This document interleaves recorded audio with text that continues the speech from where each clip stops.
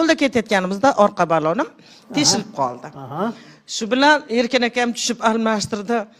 Qo'llaridan Abdurahim akam olarmikin desam, Abdurahim akam engisha olmas ekan, g'ildireni nima qila olmas ekan, endi shunaqa so'kyapti. Mani sen ayol kishi nimaga olib boraman deysan? Nimaga bo'yningga olasan? Men bo'ynimga olmadim. Iltimos qilishdi yo'q deyolmadim. Erkin akam shartta Abdurahim akamni qo'llaridan oldilar, bir pasda g'ildireni almashtirdilar. Angranga kirganimizda xosiyat to'xta dedi. Bu yog'iga toqqa chiqib ketamiz. Ana teshilgan balonni yamatib olaylik dedi. Anjalida? Ha. Abdurahim akam ikkalalari g'ildireni olib ustaxonaga kirib ketdilar. Feruzaxon ikkalamiz suv ichgani u yoqqa bu yoqqa ketdik. Keyin qaytib kelsak bir pasda g'ildireni almashtirib, haligi o'tgan ketgan odamlar to'xtab, Erkin aka bering uyat bo'ladi. Andijondan Damas shopirlari tushib qo'llaridan olib bir pasda g'ildiraklarimiz chiroyli qilib berishdi.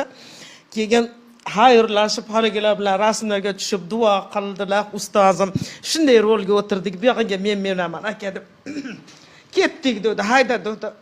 Qarasam kalit yo'q. Aytamisanmi dedilar. Dedi hozir. Shu qidiraman yo'q, oqyapman, etolmayman. Abdurahim akam so'kib yotibdi-yu, nimaga bo'yningga olasan deb. Keyin qo'rqqanimdan kalit topolmayapman desam, qara dedi.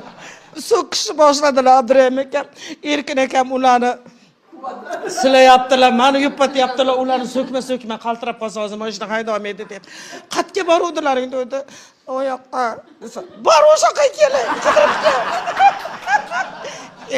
Biz Abdurahim bilan ustaxonaga kirib qidiramiz dedi. Ustaxonadagilar nima bo'ldi akalar, nima bo'ldi dedi. Dedi, kalit yo'q mashinani.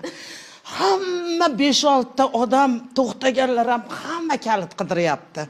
Yaxshilab eslagin, mashinani to'xtatding, kalitni olib qayerga qo'yding dedi. Men eslamayapman. Erkin akam. Voy.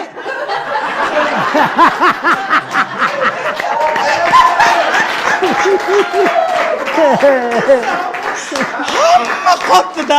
Erkin akam bilan Abdurahim akam bir-biriga qarab, "Ola, hamma yo'ni qidirib biz shu yerga qaramapmiz."